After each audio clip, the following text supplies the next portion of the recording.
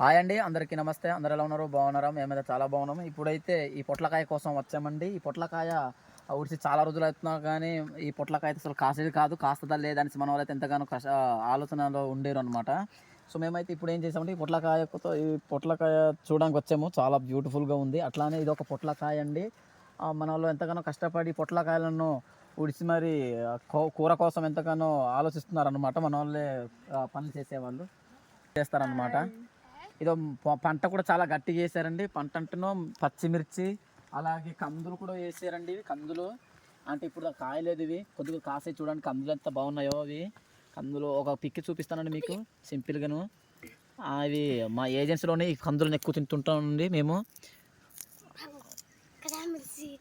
చూడండి, కందులు అంటే ఈ రకంగా ఉంటాయండి, చాలా బాగుంటాయి కూరకైతే. ఇవి కందులను మేము ఇలాగా ఎండని స్థాయిలో ఉన్నప్పుడు మేము ఈ రకంగా కూర వండుకొని తింటాము. వీటిని బాగా ఆరబెట్టేసి వీటిని మేమైతే పప్పు కూడా ఉడకబెట్టి తింటామండి.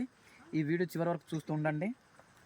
మా ఏజెన్సీలో ఎంతో ఇష్టపడి ఇలాంటి కందులను కూడా ఉడుస్తారండి. చూడండి, ఇవి కందుల్లాగా ఉన్నాయి, చాలా తీగలుగా ఉన్నాయి.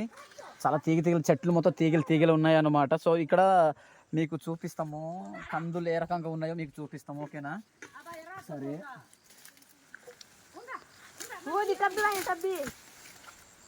కందులు అయితే ఈ రకంగా కూడా ఉంటాయండి. చూడండి, మీ దగ్గర ఇలాంటి కందులు ఉంటాయి ఉండవు మాకు తెలియదు, కానీ మా ఏజెన్సీలో వీటిని ఎక్కువగా ఇష్టపడి తింటారు.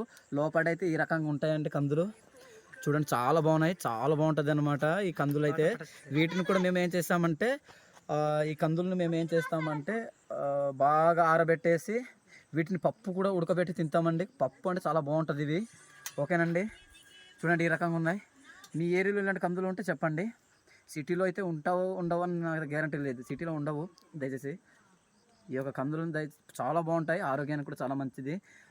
ఎందుకంటే ఇవి నేచర్ ఫుడ్ కాబట్టి. ఈ వీడియో నచ్చినట్లయితే మీకు డెఫినెట్గా మన ఛానల్ని సబ్స్క్రైబ్ చేయడం మర్చిపోవద్దు. Okay, bye.